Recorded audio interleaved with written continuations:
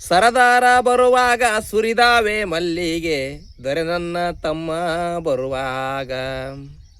ದೊರೆ ನನ್ನ ತಮ್ಮ ಬರುವಾಗ ಯಾಲಕ್ಕಿ ಗೊನಿಬಾಗಿ ಹಾಲ ಸುರಿದಾವ.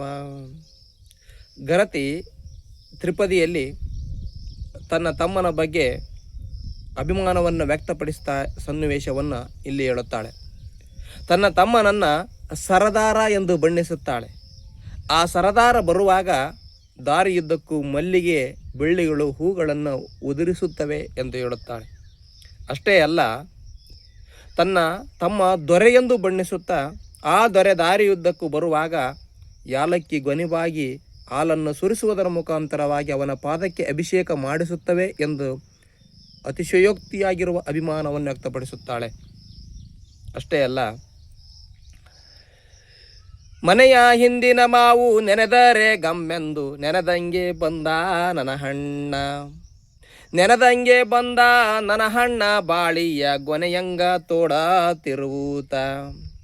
ಅಣ್ಣನ ಬಗ್ಗೆ ಅಭಿಮಾನವನ್ನು ವ್ಯಕ್ತಪಡಿಸುವ ಸಂದರ್ಭದಲ್ಲಿ ಮನೆಯ ಹಿಂದಿನ ಮಾವು ಯಾವ ರೀತಿಯಾಗಿ ಘಮ್ ಎನ್ನುವಂತಹ ಸುವಾಸನೆಯನ್ನು ಬೀರುತ್ತದೆಯೋ ಅದೇ ರೀತಿಯಾಗಿ ನೆನೆಸಿಕೊಳ್ಳುವುದಕ್ಕಿಂತ ಪೂರ್ವದಲ್ಲೇ ತನ್ನನ್ನು ನೋಡಲು ತನ್ನ ಅಣ್ಣ ತನ್ನ ಬಾಗಿಲಲ್ಲಿ ನಿಂತಿರುತ್ತಾನೆ ಎಂದು ಹೇಳುತ್ತಾಳೆ.